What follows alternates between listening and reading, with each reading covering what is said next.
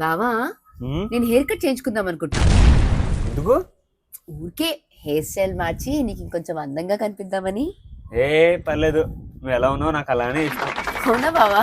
అవును. నాకు కూడా అంతే బావా. నువ్వు ఎలా ఉన్నావో అలానే ఇష్టం, ఏం మార్చక్కర్లేదు. అవునా? అవును. కానీ ఈ గెడ్డం కొంచెం ప్రింట్ చేసుకో బావా, బాగుంటుంది. సూపర్ ఉంటావు. సరే, రేపు పొద్దున వెళ్ళి ట్రిమ్ చేసుకుని వచ్చేస్తా. బొందరా నీ బొంద. జుట్టు కొంచెం పెంచుకో బావా, చాలా బాగుంటుంది. ఇంకా ఇంకా నువ్వు ఇంట్లో వేసుకునే బట్టలు అస్సలు బాగో బావా. తీసుకెళ్లి కిచెన్ కడుగు తుడవడానికి వాడేయచ్చు. కొంచెం మంచి బట్టలు వేసుకో.